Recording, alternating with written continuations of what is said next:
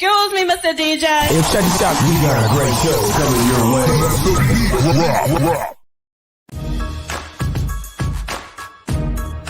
From the ECSI Sports Studios, it's the Midday Market Report with Jeff Dawson.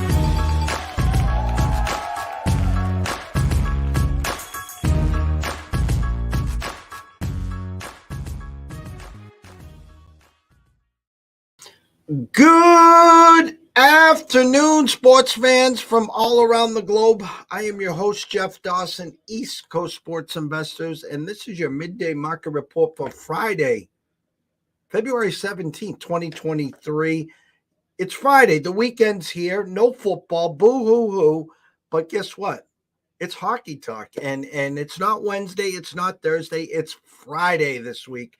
And we're blessed and honored to have good friend and colleague Andrew McInnis from McInnis Picks and Wager Talk to talk Fridays.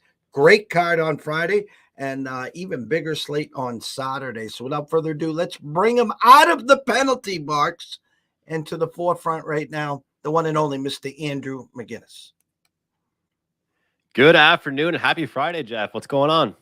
It's Friday. I can feel it. Been running around like with a chicken with my head cut off, they said. We got lights now in the viewing area. A few lights went out.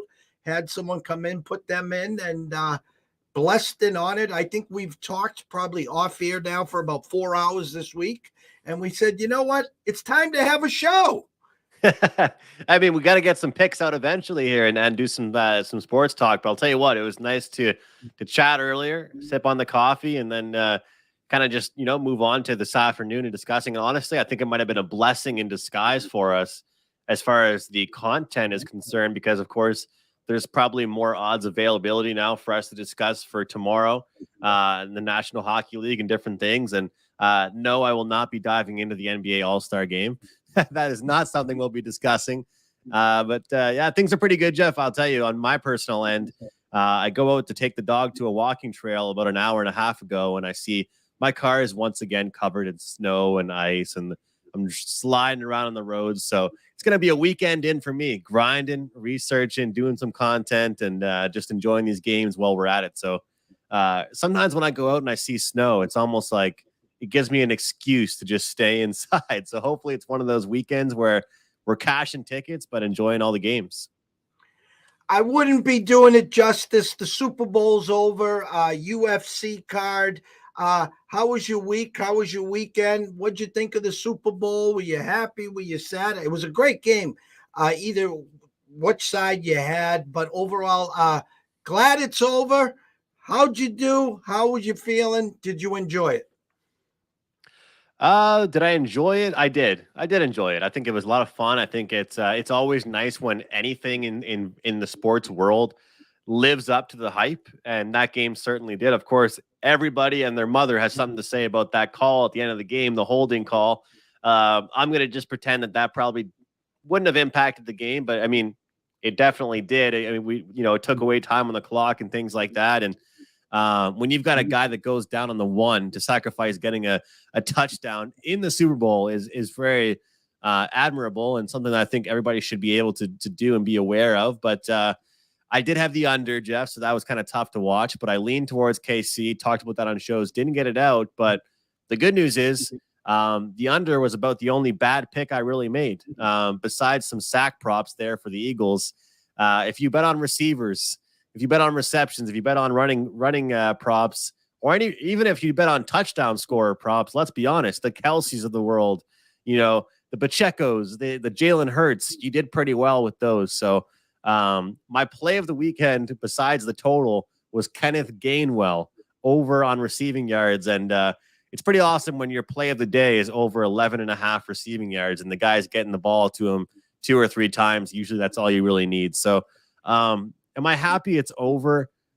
Maybe a little bit. It's more so that I can now allocate times to more things. And it also just, I liked the email you sent me and you sent to your clients as far as, all right, the sports calendar is moving on. We've got this tournament coming up, March Madness, NHL. We got golf to look forward to. So it's kind of like for me with CFL or with hockey. Like after the hockey playoffs are over, I'll probably be kind of happy that's over too.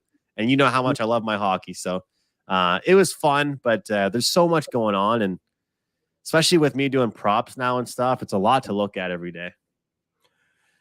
We turned the page as I sent out on that alert. And for me, I mean, how ECSI operates, we grind Monday through Saturday. We scratched the itch on the action parlay, went 3-0 on Sunday there, hit that 3 different ways, hit the Mahomes Super Bowl MVP that we gave out 2 months ago. It was a great, great day. It was a great week. But again, I woke up Monday morning. It was Envelope Monday. We took the day off.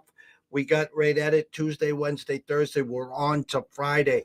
I am, as you can see, I get excited because now the fun really begins as we're wrapping up the conference play, getting ready for conference championship. We're getting ready for March Madness. We're that much closer to the Masters. We're that much closer to the first pitch of MLB. And then when that happens, it's NHL playoffs, NBA playoffs. And then before you know it, you and I are going to be throwing the pigskin around talking CFL.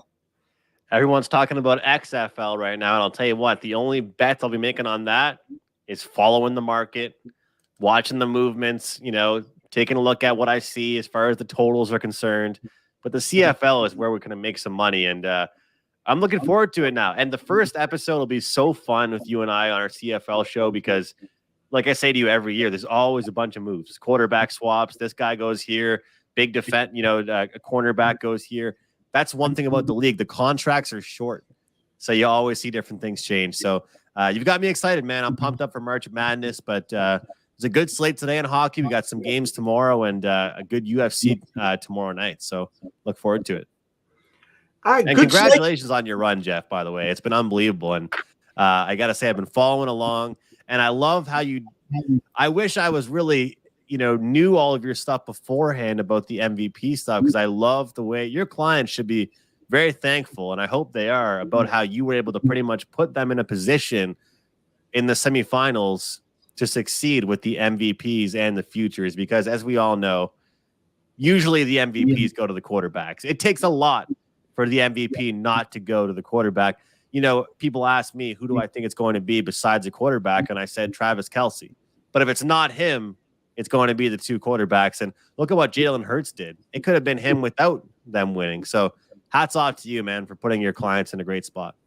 Much appreciated. I was sitting there at halftime. It was funny because I get Jalen Hurts plus 650. In my mind, at halftime, he had already wrapped up the MVP if Philly wins the Super Bowl. Now, the final leg of our parlay, we already had the first 2 home, was Kansas City plus 2 and Kansas City plus 120 on the money line. So we got 3 different parlays. So I'm weighing it out. Okay, we got Mahomes plus 400 MVP, plus we got 3 parlays. I'm like, you know what? Come on, Chiefs. Doc, shoot up that ankle. Rihanna, sing another song. Let's make it a 45-minute halftime. It is crazy, honestly, to see, you remember that big run that Mahomes had? I remember I was watching the game with 10 guys, and they're all just like, there's no way his ankle is hurting that much. Either that or he can't even feel it, because it can't be healthy. It can't be healthy, Jeff, for you to be if you're that injured and you're that numb that you can't feel it. It's not a good thing at all. I remember even for myself when I played volleyball, and a lot of people that played volleyball have really bad ankles because they're always jumping and moving around. And in high school, in a part of our med kit, we had this spray that was almost like freeze spray. And in timeout, sometimes if my ankle was bothering me, I would grab the spray and I'm spraying it on my ankle and rubbing it all around. I'd go out there jumping up and down. I can't feel a thing, but it doesn't mean it still doesn't hurt. It just means I can't feel it.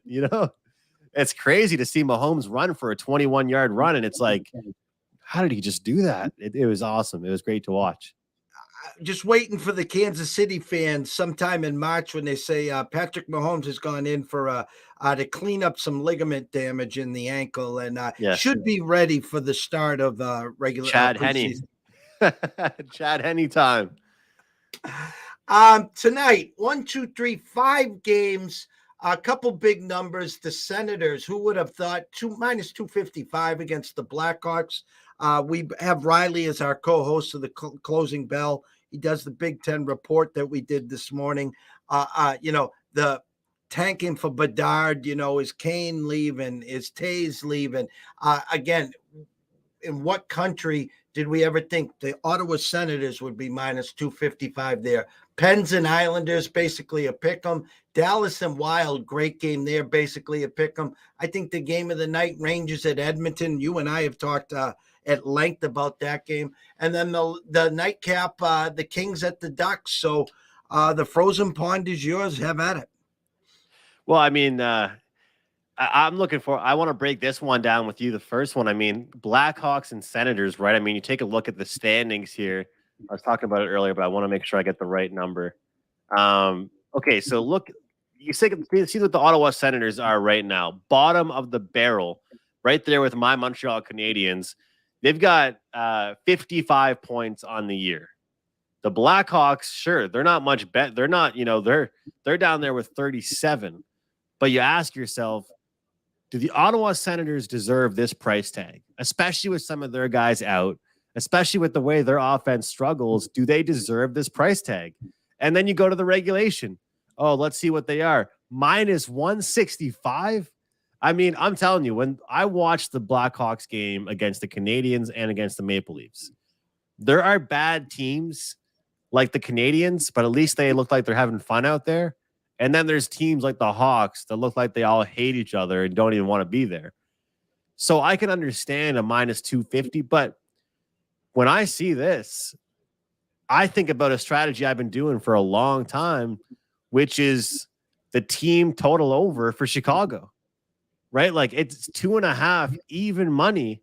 And let's be honest, out of this entire road trip, I would say right now, even compared to the Montreal Canadiens, this is probably the worst defensive team they're going to play. And how long, because you and I were texting about this a couple days ago, how long can the Ottawa Senators sustain these like AHL guys, goalies, channeling their inner Craig Anderson or Patrick Waugh, right? I mean, I just don't expect that to last. Sometimes when a player gets hurt or a team gets hurt, or, a lot of injuries, the players rally around the injury. How long can that last, Jeff? Really? Because I think that over 2.5 for Chicago this is almost like one of those, what I would call a pride game. You've gotten your asses kicked every single game of this road trip, pretty much. You're going to give me 2.5 even money tonight. It seems like one of those Freaky Friday spots. I just wanted to get your thoughts on that. I'm looking at it and laughing because the Ottawa team totals 3.5 juiced over minus 150. So Vegas is saying, hey, they're going to get to 4, but you're going to have to pay a nice tax on that. And for Chicago to get to 3, they're going to give you even money. The under over is 6.5. Juiced to the under. Circa right now has 6 over minus 20 cents. So some 6.5 and 6s. I'm not going to pay the 50 cents for Ottawa to get to 4. I will pay the minus 10 cents for the Blackhawks to get to 3. Mm-hmm. And that to me is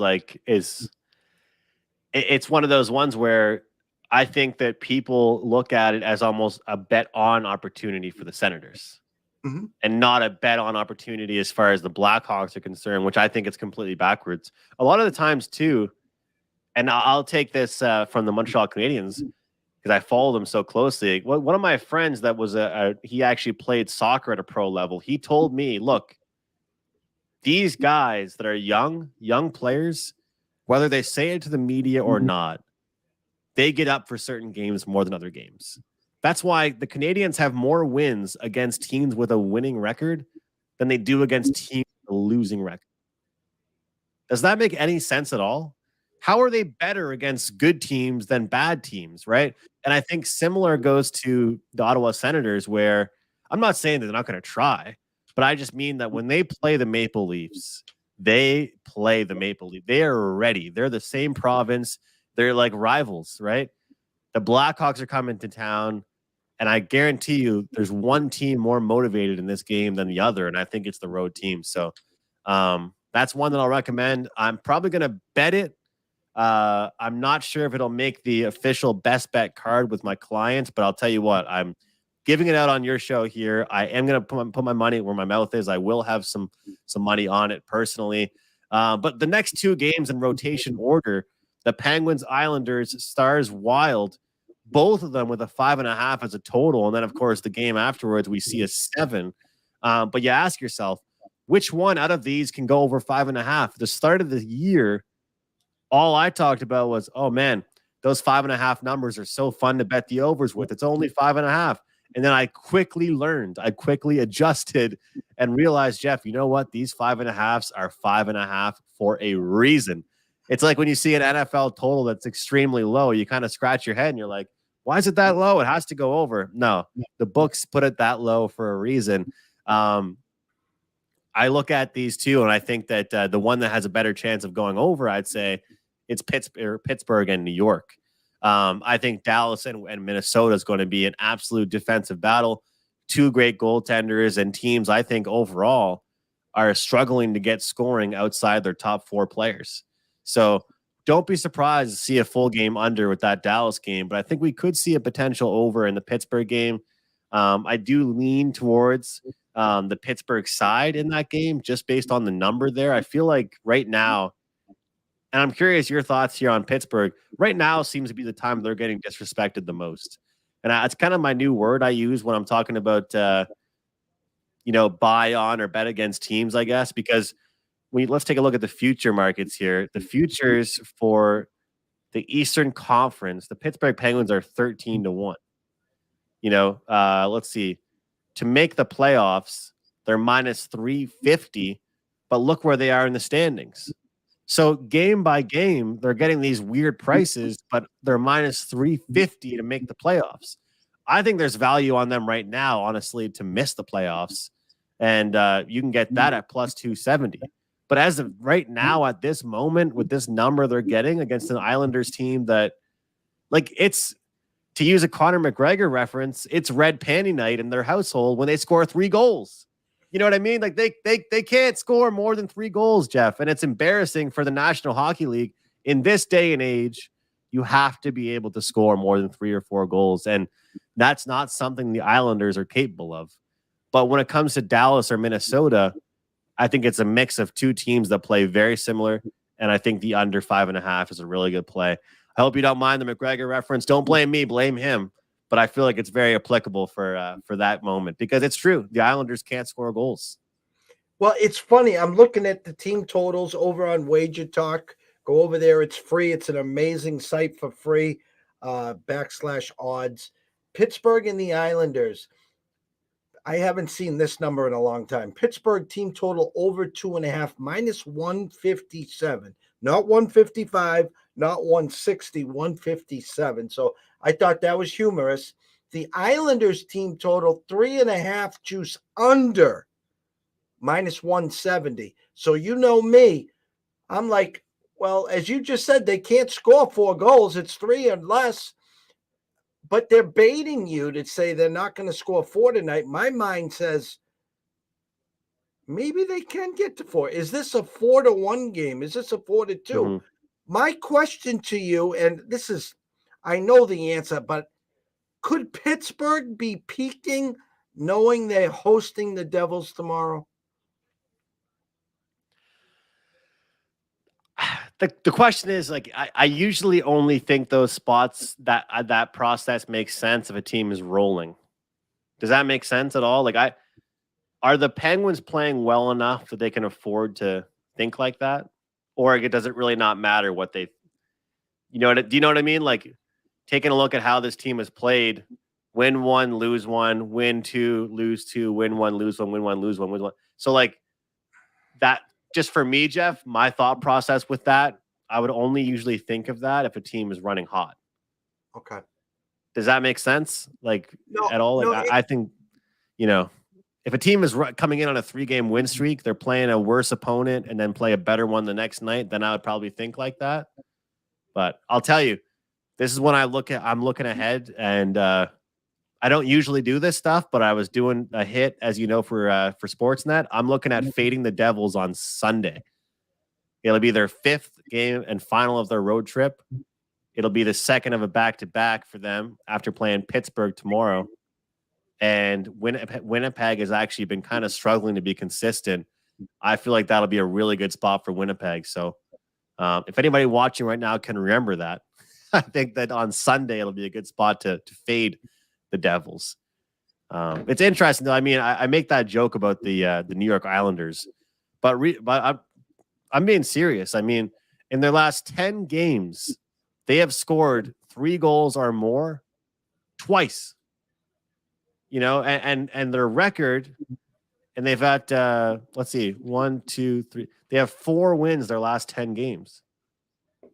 Do you think it's sustainable for the fact that out of their 4 wins they had in their last 10 games, 3 of them were 2-0, 2-1, and 2-1?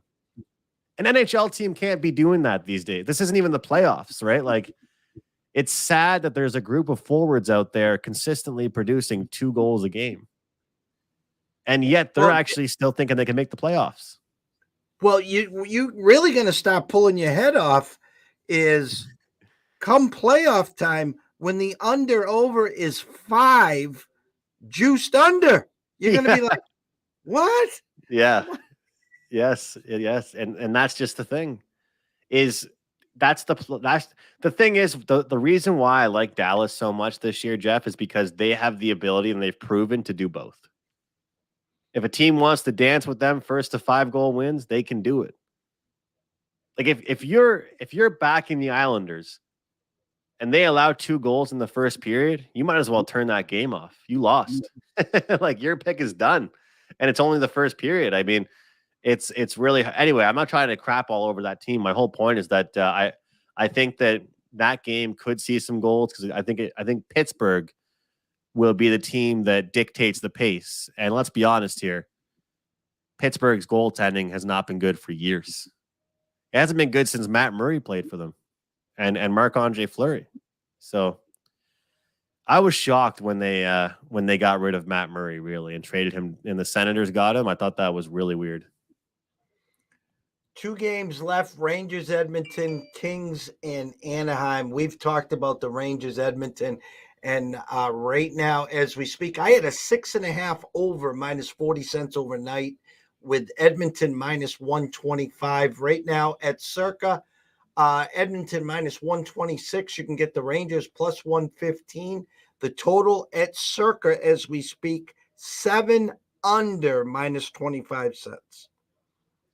It's such an interesting one because everybody you talk to is going to have a different take on it. And you and I talked about it before the show with that one.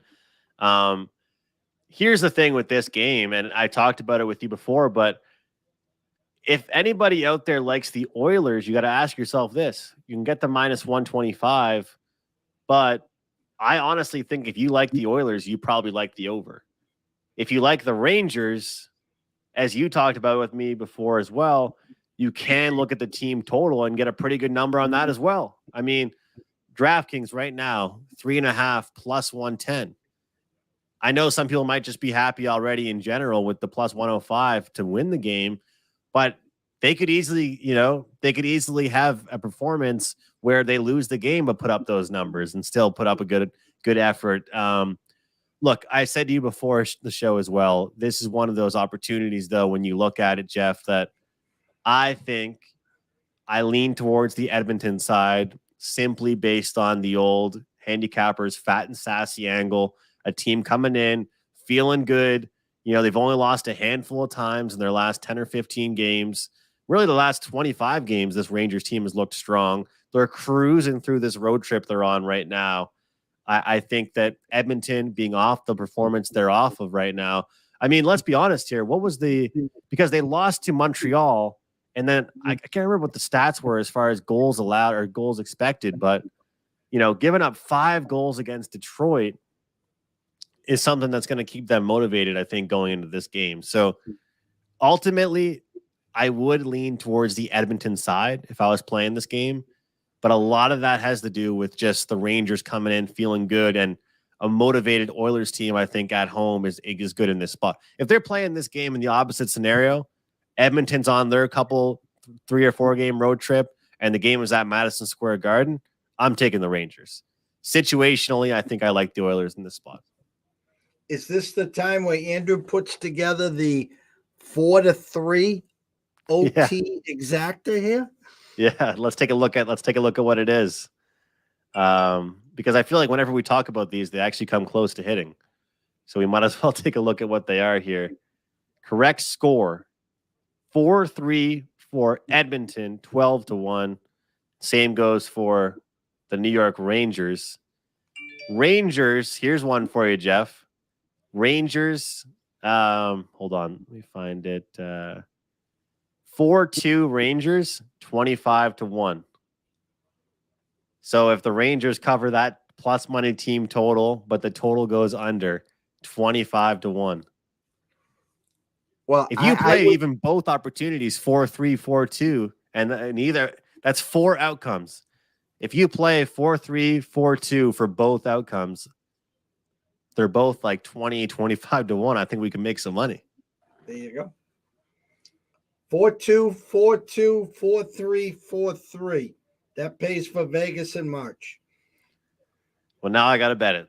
Thank you very much. Now I got to do it. I'll take a picture and send it to you. Kings Ducks wraps up the nightcap. Minus 230 overnight for the Kings. Plus 192 for the Ducks. 6.5 over. Minus 30 cents. Right now at Circa, the Kings are now minus 234. And you can get the Ducks at plus 210. Under over 6.5 over minus 15 cents. Kings team total over 3.5 minus 163.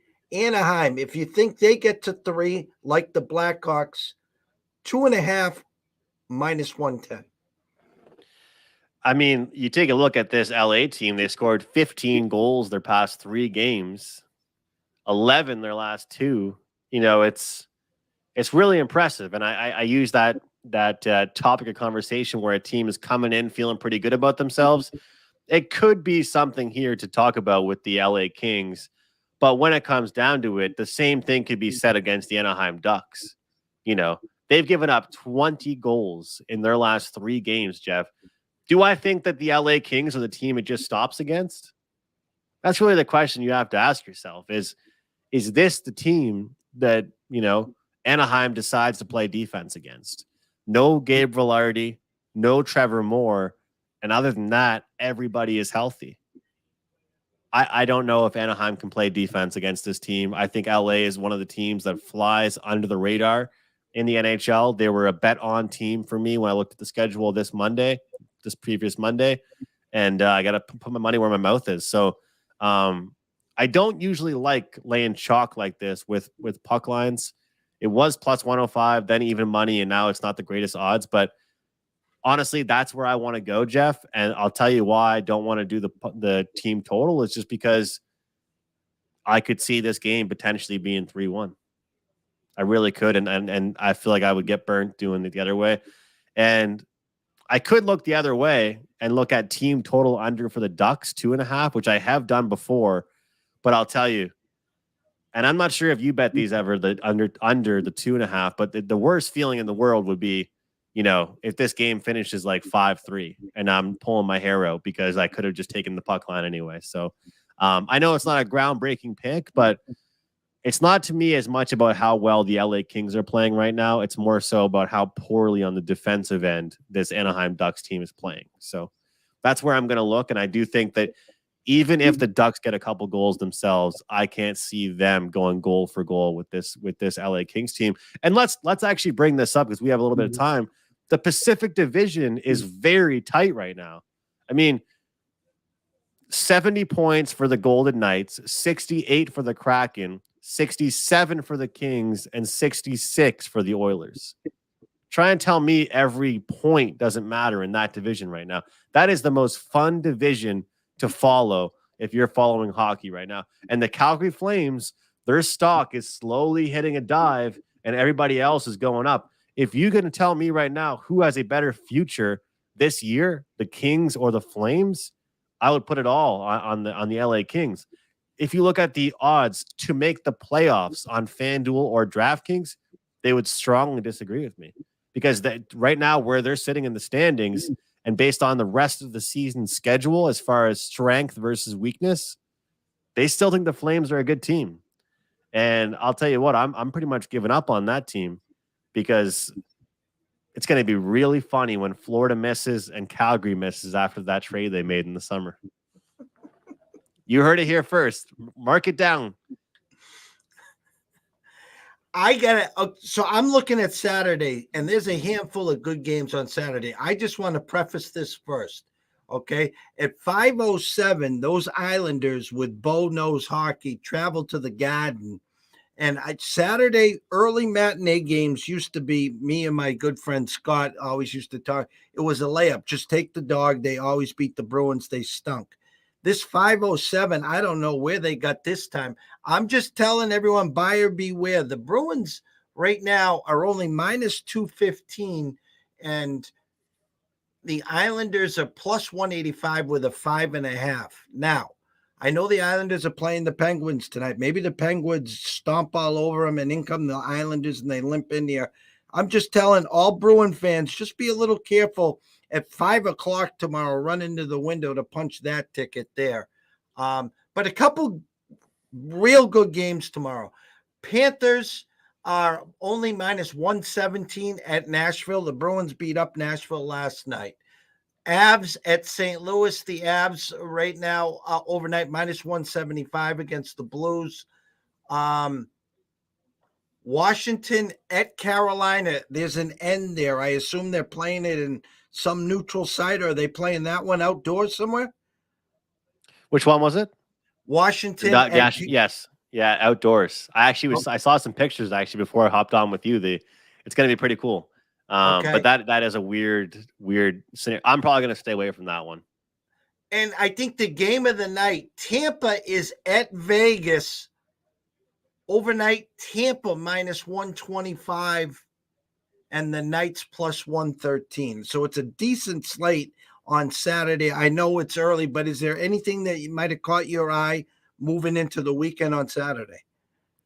One of the first games that caught my eye was actually the Nashville game. Because I make that joke about the Florida Panthers, because I've been a team that's been heavily down on them. And a lot of people I talk hockey with every day have thought they're gonna move forward and start to progress. The thing is about this team is that they live and die by a couple players that are doing a lot of the scoring, but not just that, they don't do well in low scoring games. But now their opponent tomorrow is a team that does everything they possibly can to get you involved in a low scoring defensive battle. The Nashville Predators, to me, I'm disappointed. If I could do my regret of the day the other day would be not taking the Bruins team total or puck line, because even the money line at 180 mathematically made a lot of sense based on how well the Bruins are playing this year. But I think that looking at this game, I think that I would actually have some interest in taking a look at the underdog, but also just the under. I mean, let's be honest here, Jeff. Are we getting a 6.5 because of the Panthers or because of the Preds? Because of the Panthers. And I think that this price tag doesn't make much sense because the minus 120 is there for the Panthers, plus 100 for the Preds, but the total is at 6.5. So if you're telling me the game is that closely rated, then why is the total only being set as if this is the Florida Panthers hockey game? The Nashville Predators do not deserve a 6.5 next to their name tag when they're playing anybody, right? I personally believe that. So and this is something I've kind of learned from you, where I ask myself kind of, if they think this game is so tight, then why is this game being, marked as a total that's going to be high just because one team is high scoring? So immediately kind of some bells went off in my head as far as the under in that game. Early look for tomorrow as well.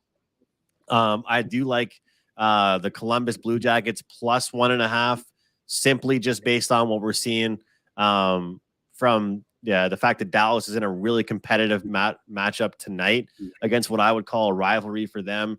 So I think it could be a down spot. And the next day, who Columbus plays in the Bedard Bowl, we'll call it, against the Arizona Coyotes. So I'm not really a huge plus 1.5 player that often, but when you've got a total that will probably close at 5.5 or 6 against a team like the Dallas Stars, I think the plus 1.5 there for the Blue Jackets could be a pretty good spot. So those are kind of two bets that I looked at.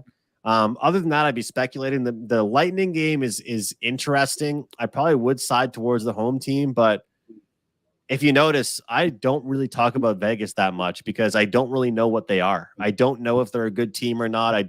They're like a team. They kind of remind me of like when the Brooklyn Nets had KD, Harden, and Kyrie. It's like, well, they are a good team, but they're not all playing together that much. And some nights they'll get blown out, and some nights they have all the guys together and they put up 6 goals. They're a team that's very frustrating to understand. So I stay away from a lot of Vegas Golden Knights games. No, and I agree. They came out guns a-blazing with Cassidy as the new head coach, and they came in and beat the Bruins. They were the first team to beat the Bruins. Don't say that to Matt Peralt because it wasn't in regulation. Yeah, so they didn't beat them. They didn't actually beat them. So there's my dig right there. So interesting slate. You talked about a UFC card on Saturday. Any thoughts there? Yeah, I mean, I mostly am involved in totals. I'll just put this out there, Jeff. I don't have my notes in front of me, but I will say that we saw a lot of finishes the past few UFC events. Based on what my research kind of has led me towards, I think we might see the judges deciding lots of results for tomorrow. So I'll leave that with the viewers. I think we're going to see some totals going over, some fights going towards the distance. There's a lot of really exciting UFC cards coming up. The one last weekend was pretty good, but based on where my research has told me, on that main card tomorrow, when you take a look at it, you're breaking it down, expect some of those overs to cash in. I don't see a lot of knockout power on that main card. So that's all I can give. You can follow me on Twitter. And of course, at Wager Talk, I do have some picks going up. And of course, you'll get my picks there, Jeff. But some of my best bets this week are overs and looking at the totals over for UFC, which I will add is not very fun. It's probably the worst over to cheer on. You're just hoping some guy doesn't get knocked out for 2.5 minutes. It's the only over not fun to watch, really. 100%. The scroll has been going the whole time. Go over to Twitter at McInnis Picks. You can see all his work on Wager Talk and Sports Mayflower. Jump on over to YouTube to Mayflower Sports. Subscribe. It's free. While you're over there, subscribe to the East Coast Sports Investors too. It's free as well. Anything, tell everyone where else to find you. Go over to Wager Talk. Maybe the rest of February, March, what's coming up and what they all can look forward to and jump on. Yeah, actually, we do have like kind of a rest of February deal going right now. So it's a good opportunity. College basketball, we've got NHL, of course, UFC, all kinds of different sports that I'm kind of dabbling in, but a lot more lower volume. And for anybody out there, all the viewers that are interested in the prop betting market, especially in the NHL, this is the time of year I start ramping up my action with that. So you'll definitely be able to get that. And as you find out when Jeff and I talk, whether it's team totals, first period plays, full game, there's more ways to make money in the NHL than just the money line. So I'm looking forward to it, Jeff. I appreciate you having me on as always. And it's going to be a great weekend. We can't wait as well. And we obviously thank you. Not that we didn't talk and spend a lot of quality time in the studio Wednesday and Thursday. Finally got a show out on Friday. So I will say this to all the listeners. Our initial thought process is to have a show next Wednesday at 1:00. If we push it to Thursday at 1:00, well, we'll be there. And if we don't get it out on Thursday, we'll make damn sure we get it out on Friday. How's that? Sounds good to me. All right. From myself, Jeff Dawson at EC Sports Invest, from the one and only Andrew McInnis at McInnis Picks and at Wager Talk, we wish everyone a blessed day. Enjoy. The weekend is here. And at 5:15 my time in exactly 33 minutes, Brady Tinker will be on doing his Off with the Helmets for the Dallas Cowboys, his weekly venture there. So tune in if you want to hear some Dallas talk, what they might be thinking about as they're getting closer to the draft. We'll be talking combines, drafts, and all that other stuff. So football is over, but in some people's eyes, it's just warming up. So everyone stay tuned.